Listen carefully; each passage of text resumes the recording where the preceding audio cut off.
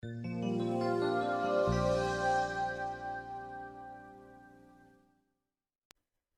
guys, it's Virjanon and welcome to podcast. This time podcast about grief, and please welcome our new guest. Hey. Hello, I'm Violenceguy. Hey.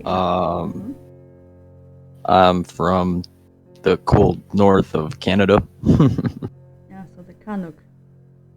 Yeah, pretty much. We have canoes and poutine.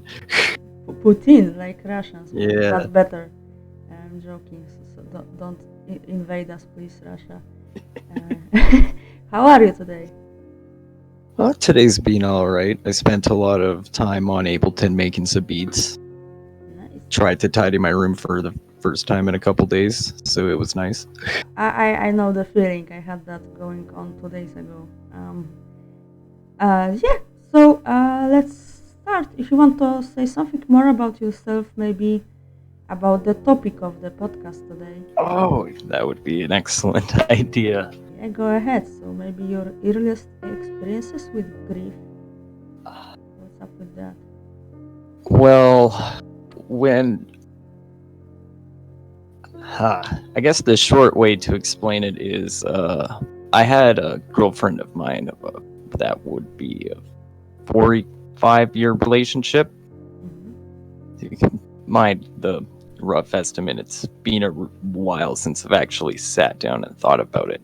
But one day when I went out to go camping with my family for one weekend, I came back to all of my buddies blowing up my phone telling me, like, you need to go over to Natasha's house. You need to go see her parents. And I'm confused because it was all of my friends at the time. So I had like 50, 60 plus people blowing me up, just being like, hey, you should probably go stop by your girlfriend's house.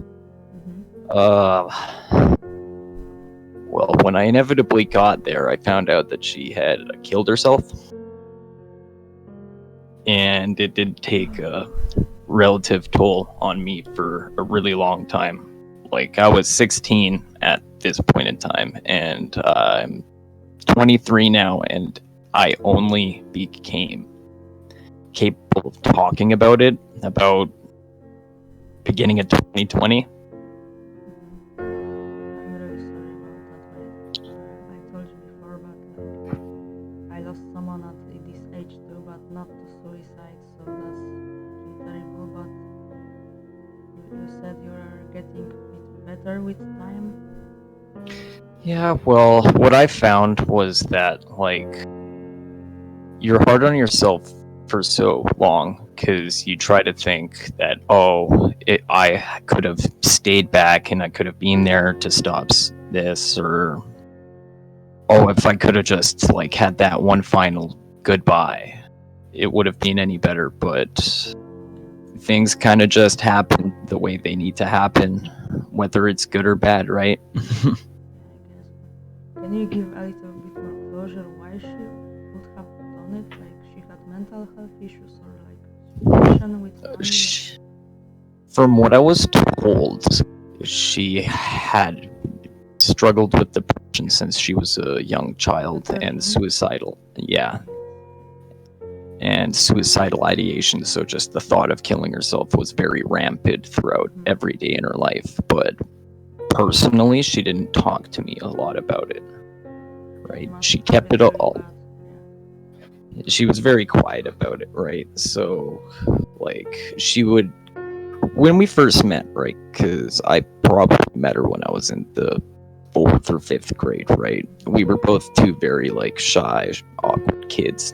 Didn't really necessarily fit in anywhere, right? So I would go off into these little bushes because nobody'd bother me there. I could read some of my books if I wanted to, and then for about a month and a half, I'd go there, and then she'd show up, right? And I'd always notice that she always looked like she was crying, so I'd go into when I go in to read, I'd see her share some of my lunch, and eventually she just started coming over to my house every night when what I think is she felt the necessary need that, I need to go out and get some sense of comfort.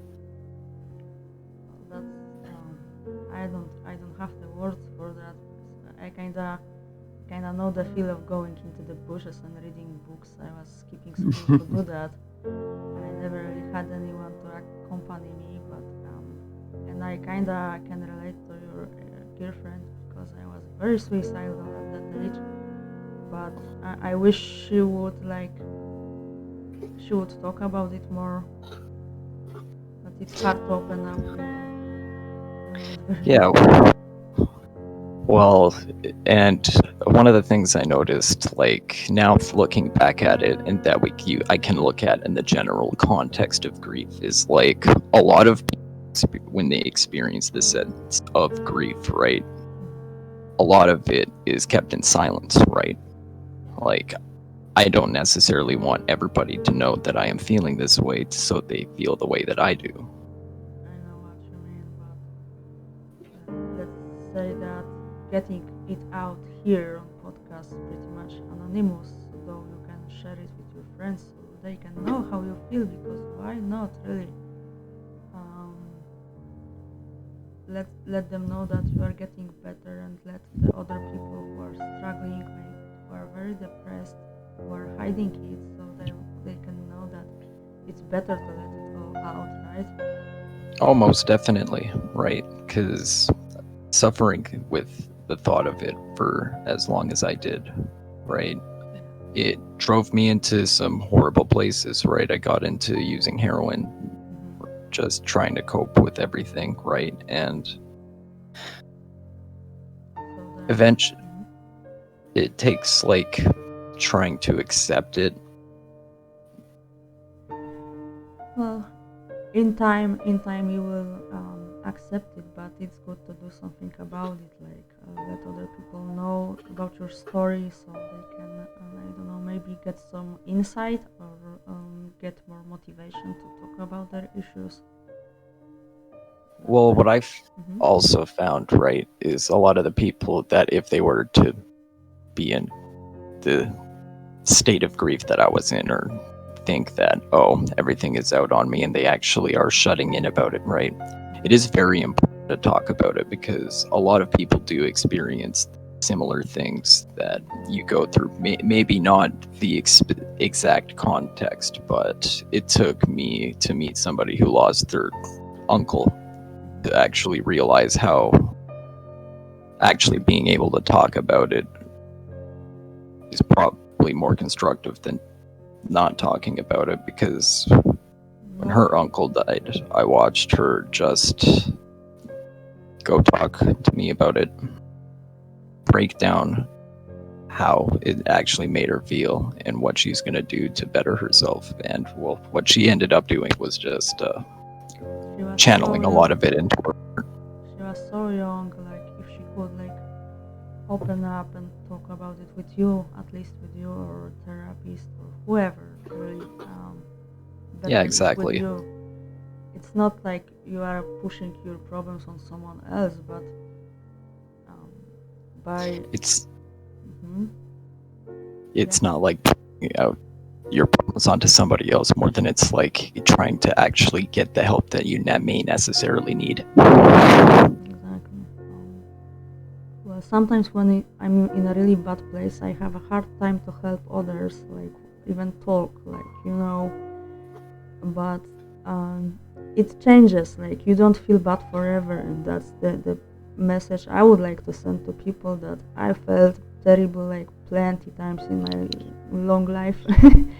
I'm in my 30s, but it changes. Then you start feeling better, and when you have someone to talk about it with, it doesn't have to be boyfriend or girlfriend. It can be someone on the internet, your friend on the internet, right? Exactly, right. Like, I found that even talking to people through Discord, or Mm. just random people at various meetings and stuff like that, right? Or unfortunately. Is yeah. Well, even getting out there, right? Especially with the internet, right? Mm-hmm. I always looked into various forums that were based on people experiencing what I had, losing their loved one, losing their wife, etc. Mm. Right? And a lot of them talked about how they ended up shutting in because they didn't want everybody to know that, like, on a daily basis they're having the same meltdowns, right? And Yeah. what I found that Mm-hmm. it's finally when you break that shell, you get out there and you actually start trying to make amends with the fact that everything is not necessarily completely in your control. You try to accept all the help that you can actually get instead of just going in your room. Yeah, I have the same feeling about that. Um, how are you feeling like on a daily basis? Like, does it strike you a lot? Like, are you depressed? Well, I think about her a lot, right? Mm-hmm. And I know for the longest time, I would just think of the fact that she was gone and I wouldn't necessarily see her again. And it would bring me down a lot. But in the more recent days, I found that I think of a lot of the positive memories. And I usually try to put the idea in my head that, if she's looking down on me, she's happy as hell for what I'm doing with myself right now. I wanted to tell you and people who are listening about the thing that I discovered. Like, my dad had huge mental health problems and he died very young without help, and I was too young to give him the help he needed. I wanted, now I would drag him to therapies and I would sit and talk with him every day if he needed that. But he didn't get the help and he died without knowing that he can feel better.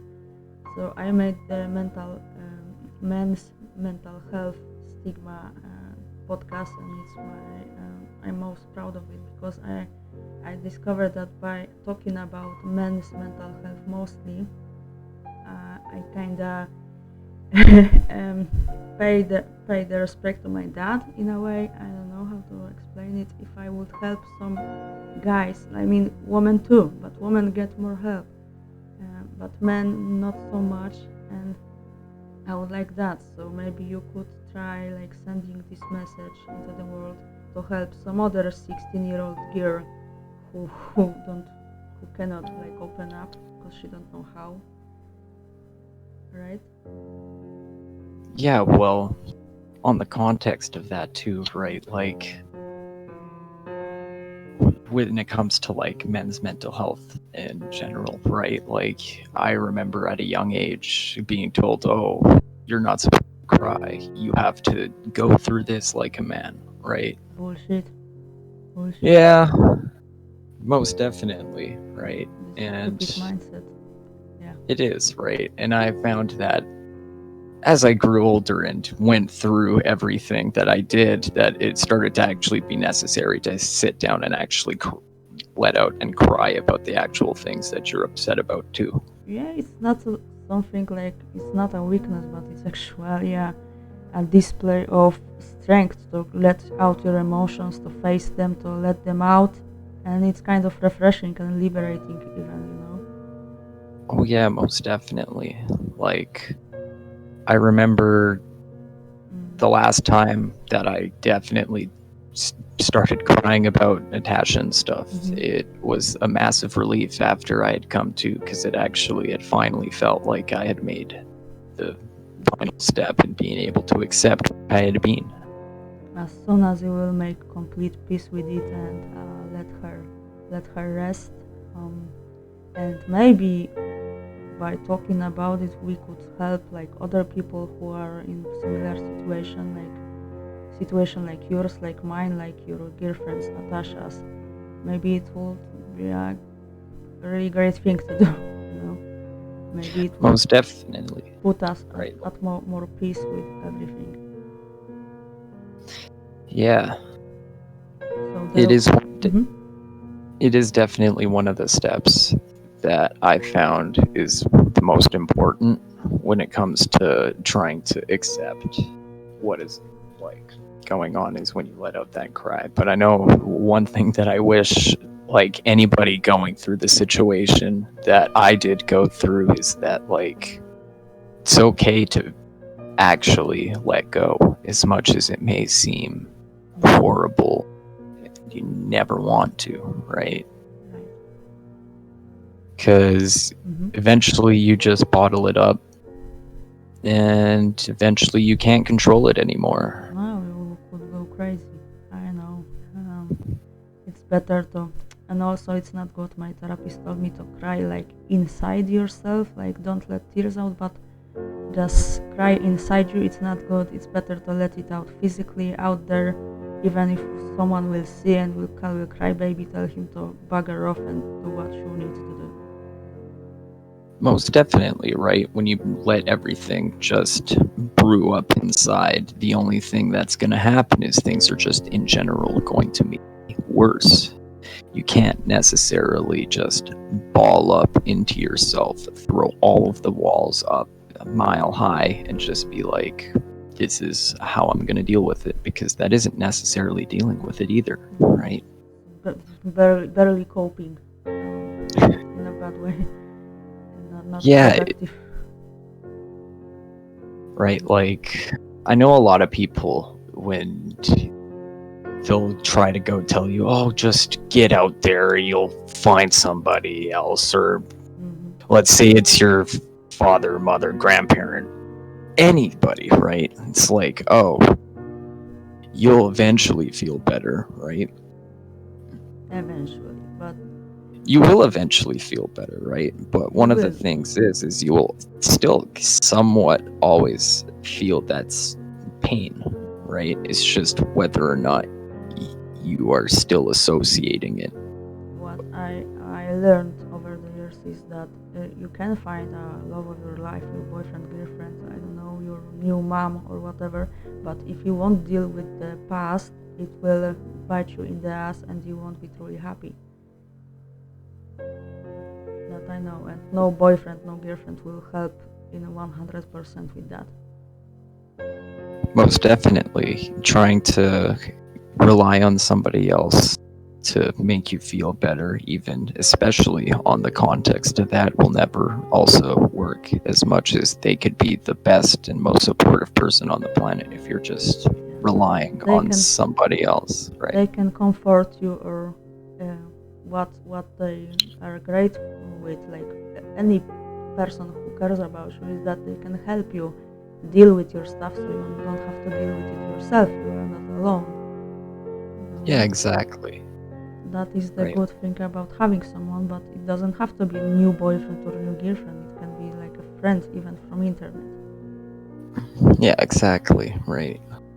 Like, I have a few friends that I've met on various forums, playing games on Steam and all that, and they'll hit me up every couple days and be like, hey, how are you doing, right? And I remember when I was in like junior high school, that was the best way that I could be like, yeah, I am like suffering, right? And with the beauty of how the modern world works, I love now that I can essentially turn on my computer and talk to anybody, right? And the beauty in that is the interconnection with the millions and millions of people that are experiencing similar things to what you are. It's easier to be able to get out there, right?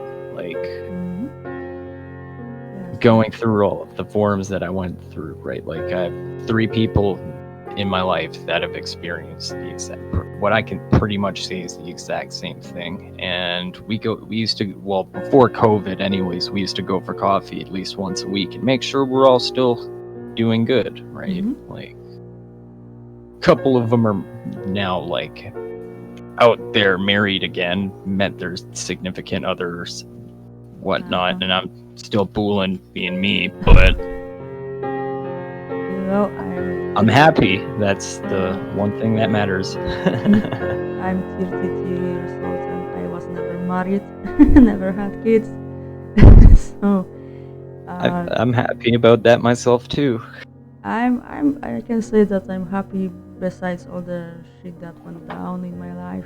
So you just need to find this peace within yourself, that even when it's bad, you're feeling bad, you have this ongoing like stability that you can ruin this stability by not dealing with the past and like incoming events, like emotions and all that stuff. Like you said, boiling it up, it will mess you up, it will mess up your stability, and you will feel like you were going down the pit. Yeah, exactly. Right, and it doesn't necessarily have to be something in the proximity of when it is, right? Like, I've had boiling points just from Natasha, like, Get that. ages, not that, like, a year ago, so pretty much recently. Yeah. And that all happened years ago. And now I can constructively put together that, yeah, that was because of this, right? Yeah, and you will deal with it for quite some time more, but it will get easier and easier. It does get easier. All you have to do is just accept that what has happened has happened. Yeah, it's not possible at the beginning once you lose something to accept it, because how can you? You know, it's not easy, but with time you begin slowly. It's a process. Well, at the beginning, it's okay to hurt, right? Like, if it takes you some time to process things, you know, Do it the way actually you feel come like to doing it. terms, Mm-hmm. right? Like, that's Mm-hmm. when you actually come to terms with what's going on immediately, it's you never necessarily fully come to terms with it. You just kind of block off and say, okay, I'm dealing with this way. Exactly. Because I've met people that deal with death and they don't cry about it. They just go off and they drink, right? And when you watch somebody do that, you can watch them progressively like go on their own little decline there, right? Yes, I understand that. You know, I have this person that I love very much, and at the beginning I was so in love that I was thinking that I was in a really bad state mentally. I didn't deal with my past, and I was like, if he will leave me, I will, do it. I wasn't like telling him that, I wasn't like blackmailing him or whatever, but I was feeling that way, that I don't know how I will go on living without his love, and because it will hurt too much. But I decided that I need to get my shit together. I got better mentally, I got stable, and now I know that if I will live like losing in any way, I will continue on living and getting better and accepting it. When I started getting into dating around after the whole Natasha thing, I used to think that relatively frequently, also quietly, mind you. Like, I never thought about it before it all necessarily happened, because I was young. I didn't necessarily think that was a definite thing that could happen, right? Like, when you're young, you're naive. You don't think of necessarily the worst case scenario. You think, oh, this is going to be fun. Yay. I get that. Wow. Can you tell me more about like how you cope with it at the start? You said that you took heroin. Well, at first I dealt with it with drugs, which strongly don't recommend. It makes things a million times worse, because drugs don't make things you feel better. They just kind of numb you, and then you become addicted to drugs and in pain. So it's double whammy. Double bad situation. Like you have to deal with your stuff and the drugs. Oh, geez. It's getting addicted to drugs with normal state is bad. Yeah, most definitely. But I think like how I coped with everything, trying to, is I funneled a lot of, like, I'm a musical guy, right? I make beats when in my buy my cigarettes and just for fun. And at the time when I still had my instruments, all I would do was play instruments, and I'd try to make music That's for so her. good. That's the one of best ways of coping, like being creative, letting it Yeah. out in this way. It's not harmful in any way. Even if you are making like very dark music or very dark drawings, it's nothing harmful. Yeah, and I know a lot of people also aren't like necessarily proficient with like instruments like guitars, drums. To me, analog, right? So like a legitimate instrument, and then that's where I also see the beauty in technology, right? Like I'm a guy, right? Like I have greasy patch pants. There's pictures of me in with my mohawk, right? Like, and I make electronica music, Nice. right? Like, yeah, it's awesome.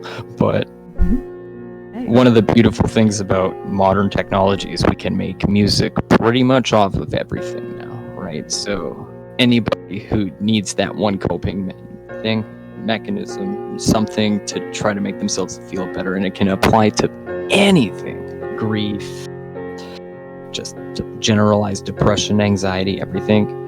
You got a computer, you can make whatever music you want. I myself more of a like cartoonist and painter, so like I want to buy a good painting tablet, so I'm up for that. But I have a suggestion. You can send me some of your like music later after podcast, so I can use it, edit it, and I will put some of your tracks at the end if you want. Yeah, that sounds good. I have a few that I could use. I just gotta convert some of it, I think. But yeah, should be easy. So MP4 will be okay. All right. Oh, perfect. Great. So you guys will hear the Violenceguy's music at the end. What he did. Nice, freaking nice. Yeah. I have some calm stuff, and then I have some stuff that you'll probably sit there and be like, why? Oh. Well, you gotta sample breath grips like 15 times over, throw it all into one little channel, let the nightmare flow, tweak it a little bit, and you got a nice percussion line. I have to say that I am glad that I can hear in your voice that you are not so depressed as someone would think that grieving person is. So it does get easier. The wound heals in a way on itself, but if you have like your way to cope in a non-harmful way, like making music or other type of art, friends to talk, you are in a good place. And if you don't have anything like that, well, I don't know. You can go for walks. You can go for walks, or you can.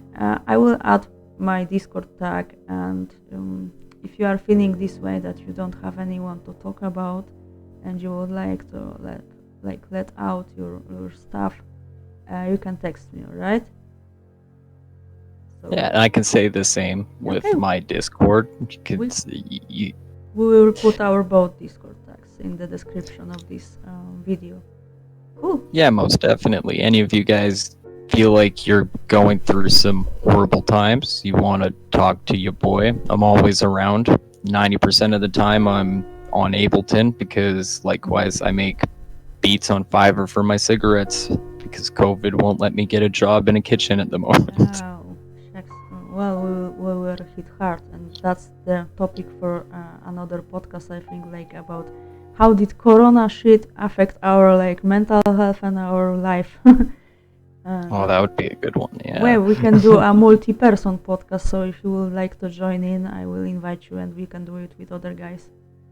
All right, that sounds like an awesome idea. Yeah, some other time. Okay.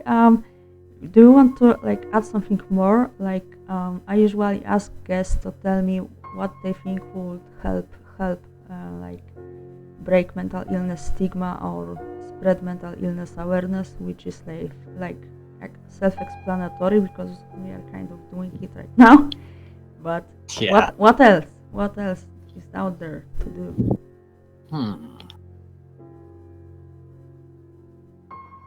Honestly, I think one of the biggest stigmas revolved around mental health is the fact that just because you feel a specific way you are outcasted for feeling that way, right? Like, and this can go with anybody with any mental illness whatsoever, right? Like, there is this stigma behind you have a mental illness. Oh,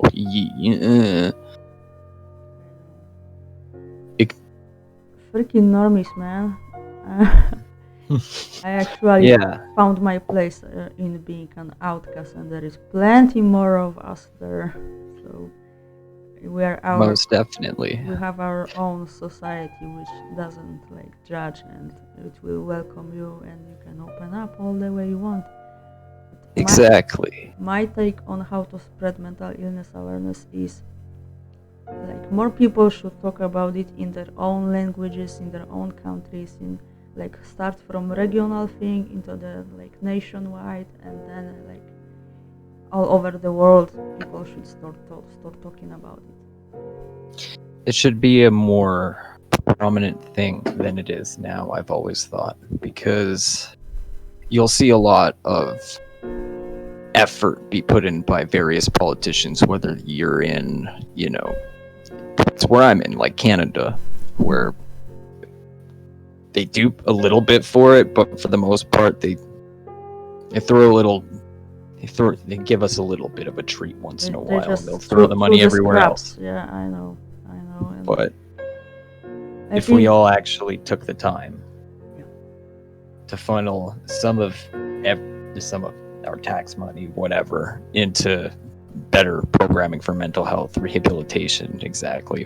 My like a little project that I will be working on, but I can tell you about it now. It's like inclusion of people from like foundations of mentally ill, that they should be able to be given a stage at schools to come in like once a month and talk about mental illness reality with students. So it will be like a special ed class or whatever, how we can call it, Yeah. about topics like homelessness, mental illness, and the reality of it, and why it's like that. You know what I mean. That would be an excellent school. It will be like both inclusion of mentally into society and letting them talk, not just lock them away. And it will be also good for young kids to like acquire the knowledge about facts about mental illness and the reality and experiences of the living people with it. So that's my take on it. What do you think? That would be a good idea. That would be a solid idea, especially with like, I know here in Canada we have COM, which is essentially like they teach you all of the quote unquote necessary life skills. So just like basic like budgeting, stuff like that, right? And that would be something that I think would be excellent in like placement into curriculum, because there's a lot of people that experience these horrible feelings about themselves and just live every day like, oh, this is normal. It's like you can go get some help and feel a little bit better. I think we talked about really interesting stuff, and I think we gave a really big input into the whole topic, like coping, like grief, mental illness reality, and stigma and stuff like that. Do you want to add something more? Because I think the conversation is naturally spiraling into like ending phase. You want to talk something more? No, I can't really think of anything right now. Do you feel content with the stuff we talked about?